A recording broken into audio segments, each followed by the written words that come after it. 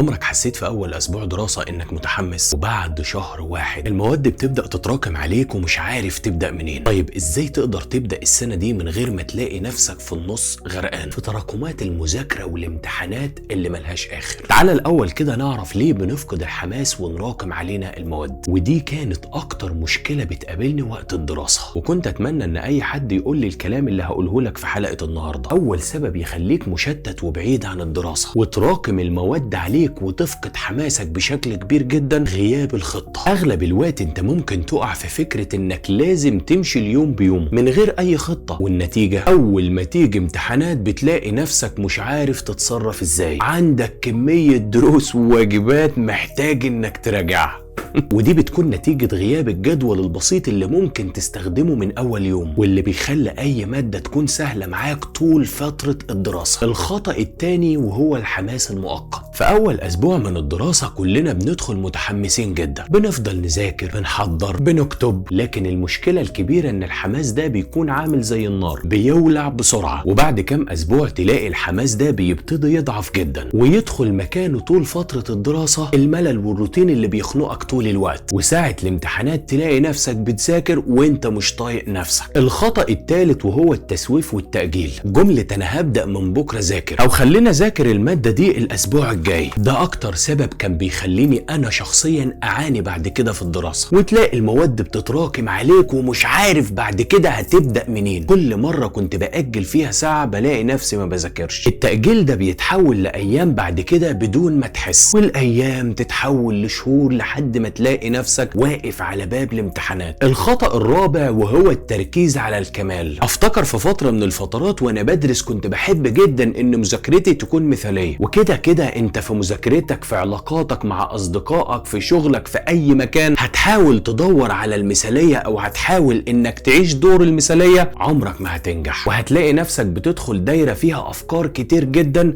وبتتعب نفسيتك في الاخر. وفي ناس لما بتيجي تذاكر تلاقيها تبدأ تحضر القلم والكشكول وتبدأ تدور على المكان المناسب، ولو مفيش مكان مناسب او الظروف مش كاملة يقولك انا مش هبدأ غير لما الظروف تبقى كاملة الاول، والنتيجة انك بتلاقي نفسك بتضيع وقتك بشكل كبير جدا في التحضير، وده بيشتت تركيزك بشكل كبير جدا عن الموضوع المهم وهو المذاكرة الاساسية. الخطأ الخامس عدم المتابعة اليومية. المشكلة ما بتكونش في كمية الكتب او المنهج، المشكلة انك مش بتلحق تلم اليوم بيوم مادة صغيرة اخرتها تذاكرها النهارده بس انت كنسلتها وما ذاكرتهاش، بعد اسبوع بتلاقي الماده دي اتحولت بعد كده لفصل كبير قد كده مش قادر تذاكره ولا قادر تجمعه، وتفضل على الحال ده لحد ما تلاقي نفسك على ابواب الامتحانات وقدامك جبل من المواد انت مش عارف تعمل فيه ايه. الخطأ السادس المقارنة والضغوط النفسية. لما بتبدأ انك تقارن نفسك بزمايلك او تحس ان المنهج تقيل عليك ومش هتقدر انك تلمه، انت نفسيا في الوقت ده بتبدأ توتر نفسك جدا، او تحس ان المنهج تقيل عليك ومش هتلحق تلمه، ولما تبدأ توتر نفسك هتلاقي نفسك بتبدأ تهرب وتبدأ تأجل المذاكرة باستمرار، والنتيجة التراكمات بتفضل تزيد جواك بشكل كبير جدا. يا صديقي اذا كان انت من اول يوم دراسة بتقول ان المنهج تقيل ومش عارف تعمل فيه ايه، طيب بعد شهر بدون مذاكرة وتفضل تهرب لحد الامتحانات المنهج هيكون عامل ازاي بالنسبة ليك؟ رقم 7 الاستخدام المبالغ فيه للسوشيال ميديا. كل مرة انت بتقول هقعد اذاكر ساعة واحدة بس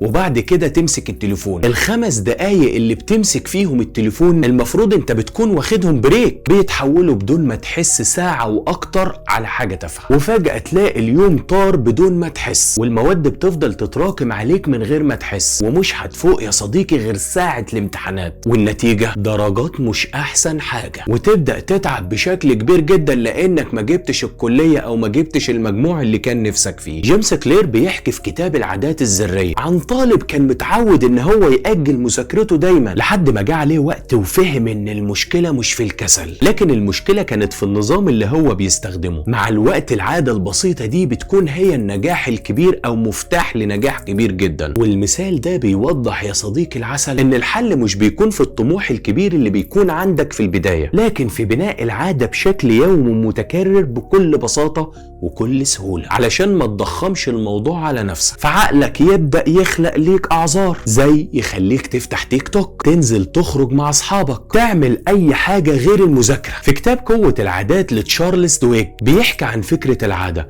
زي إثارة، زي روتين، زي مكافأة. يعني انت لما بتيجي تذاكر بتحس بتوتر بشكل كبير جدا لانك عامل حساب للمذاكرة دي وبقيت شايف انها عبء عليك، فالتوتر ده عقلك بيبدأ يتعامل معاه ان يبدأ يخليك تهرب من المذاكرة بدون ما تحس، عن طريق انك تمسك الموبايل وتفضل بالساعات عمال سكرول على التليفون. فعقلك كده حول او ربط التوتر بالهروب. لكن لو غيرنا الاسلوب ده عن طريق اننا نذاكر 25 دقيقة وبعد كده تبدأ تكافئ نفسك بحاجة انت بتحبها، هتقدر انك تكسر فكرة التوتر من المذاكرة. مع الاستمرارية هتلاقي نفسك بتحب المذاكرة بشكل اعمق. عندك مثلا اينشتاين كان بيحكي انه بيعاني في المدرسة من فكرة حفظ المواد، فعشان كان مش بيحب ان يحفظ المواد فبيضطر ان يأجل المذاكرة لان بيشوف ان كلها ملل وملهاش لازمة. بس الفرق هنا ان الشخص ده قرر ان يذاكر ولكن بطريقته الخاصة، قرر ان يفهم بعمق بدل ما يحفظ. المثل ده يخليك تشوف ان حتى العبقري زي اينشتاين كان بيواجه مشكلة كبيرة في المذاكرة، وبدل ما يستسلم والموضوع يتراكم عليه قرر هو يغير طريقة المذاكرة. عندك مثلا ليوناردو دافنشي اتقال عنه ان كان بيبدأ مشروعات كتير جدا وما يكملهاش، زي حضرتك كده لما تراكم مهمة المذاكرة وتسيبها وما تكملهاش. والسبب ان كان بيدخل نفسه في تفاصيل كتير جدا وما كانش بيكمل المشروع لحد ما كان بيشتت نفسه بشكل كبير جدا. لكن في بعض المشروعات كان بيركز على خطة واحدة بس صغيرة وقدر ينجح وينجز. عندك مثلا توماس اديسون كان دايما متعود ان يأجل ويفضل يحاول تاني وتالت اكتر من 1000 مرة، لدرجة ان الناس كانت بتعتبر ان هو بيضيع وقته بس. لكن هو كان شايف ان التراكم ده مش فشل ولكن ده خطوة من مفتاح النجاح. المثل ده بيوصل رسالة قوية جدا ان التراكم اللي انت بتعيشه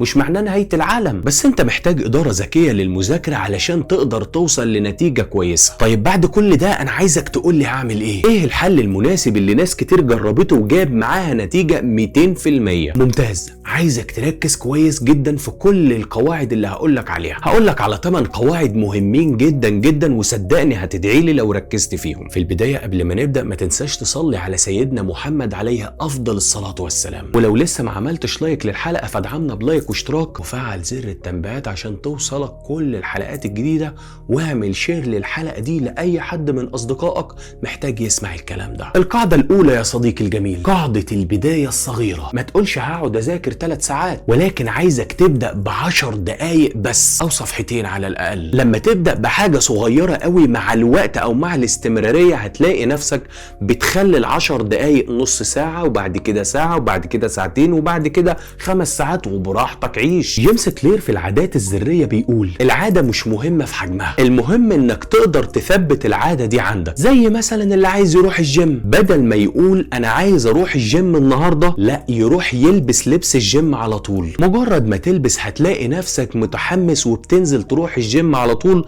وبتتمرن كمان. القاعدة التانية نظام البومودورو، 25 دقيقة تركيز و5 دقايق راحة. عقلك هيقدر يستوعب المذاكرة وهتلاقي نفسك بتفهم اكتر. زي مثلا كأنك بتقسم وجبة كبيرة لوجبات صغيرة مفيدة. القاعدة الثالثة المذاكرة النشطة، بدل ما تبدأ تعيد قراءة نفس الصفحة 10 مرات اسأل نفسك الأول ايه هي أهم فقرة هنا أنا محتاج أفهمها، وحاول إنك تبدأ تجاوب من دماغك. علميا دي الطريقة اللي بتخلي المعلومة تثبت في المخ بشكل أعمق. زي مثلا بدل ما تحفظ كلمة إنجليزي وتبدأ تقرأها 20 مرة، جرب إنك تبدأ تكتبها وتبدأ تستخدمها في جملة معينة. القاعدة الرابعة 3 أولويات يومية. قبل ما تنام اكتب 3 حاجات بس هتذاكرهم بكرة. بلاش جو بقى انك تكتب 10 و15 و20 حاجة وبعد كده تيجي تاني يوم ما تعملش اي حاجة منهم، ولكن هم اهم 3 حاجات بس هتعملهم بكرة اول ما تصحى. لو خلصت ال3 دول يوميا بعد شهر هتتفاجئ بالانجاز ومش هتصدق نفسك من اللي انت وصلت له. زي مثلا طالب عندنا كل يوم بيخلص 3 محاضرات في الاسبوع، 21 محاضرة، في المقابل ان في زميل تاني بيقول انا لسه هبدأ ان شاء الله بكرة، بعد كده هبقى اذاكر بكرة ان شاء الله اعوض، مفيش مشكلة هذاكر المحاضرتين دول على بعض. القاعدة الخامسة قبل ما تفتح الموبايل، كل مرة هتيجي تمسك فيها الموبايل ذاكر قبلها 5 دقايق بس. ده بيسمى في علم النفس اسلوب ربط عادة جديدة بعادة قديمة. بعد فترة هتلاقي المذاكرة بقت عادة تلقائية قبل اي متعة. انت كل يوم الصبح اصلا عندك عادة انك تعمل مثلا قهوة، ودي عادة ثابتة معاك. يبقى وانا بعمل قهوة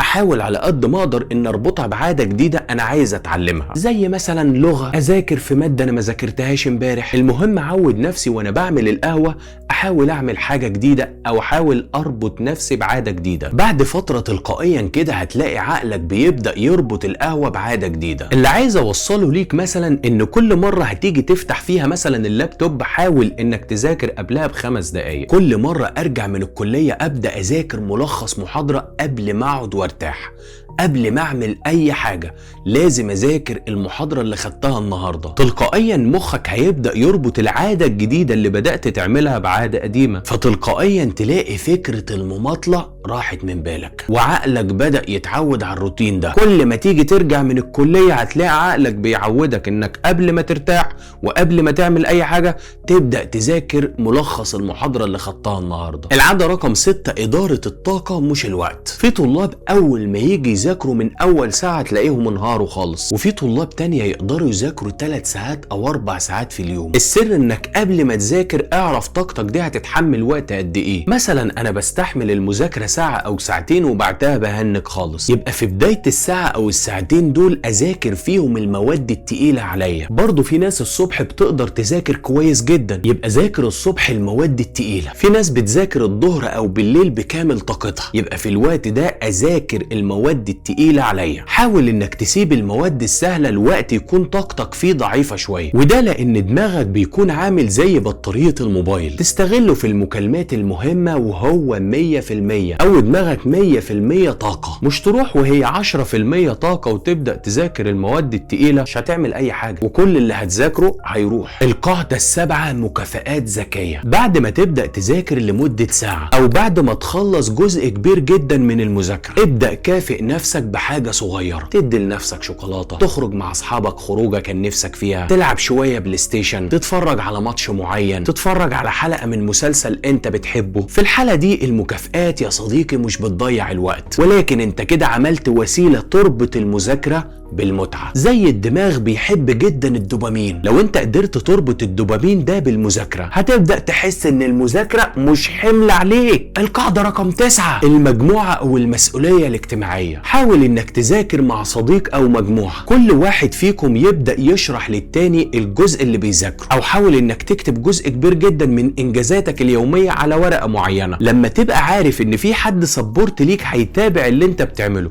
او هيقرا الورقه دي، زي مثلا اخ، اخت، صديق، ايا كان، مش هتقدر انك تاجل المذاكره وهتتحمس جدا انك تذاكر وتكون راضي عن نفسك. زي مثلا الجيم، لما تيجي تروح مع اصحابك بتكون متحمس جدا ومش حابب تأجل. لو قدرت انك تربط الحلول اللي اتكلمنا عنها في حلقة النهاردة هتكون عاملة زي سلم في حياتك. هقولهم لك تاني بشكل اسرع علشان تكتبهم وتركز معايا. رقم 1 تبدأ بحاجة بسيطة لمدة 10 دقايق. 2 تشتغل بنظام بومودورو. رقم 3 ذاكر بذكاء. رقم 4 اكتب اولوياتك. رقم 5 امنع التشتت. رقم 6 تدير طاقتك. رقم 7 تكافئ نفسك. رقم 8 تذاكر مع حد. رقم 9 انت عارفها. في النهاية يا صديقي الجميل، السنة دي مش هتكون زي اي سنة فاتت. السنة دي يا اما تسيبها هي اللي تتحكم فيك يا اما انت اللي تتحكم فيها. القرار عندك. فابدأ النهاردة بخطوة ولو بسيطة، وبعد شهور هتكتشف نفسك جدا وانا معاك خطوة بخطوة. فما تمنعش نفسك انك تكمل الرحلة معايا، واعمل لايك للحلقة علشان توصل لغيرك، وشير لحد تعرفه انت عارف ان هو محتاج يسمع الحلقة دي، واشترك في القناة عشان تتابع كل الحلقات الكتير والتقيلة والجميلة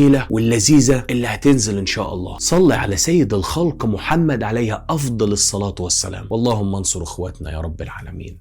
سلام عليكم.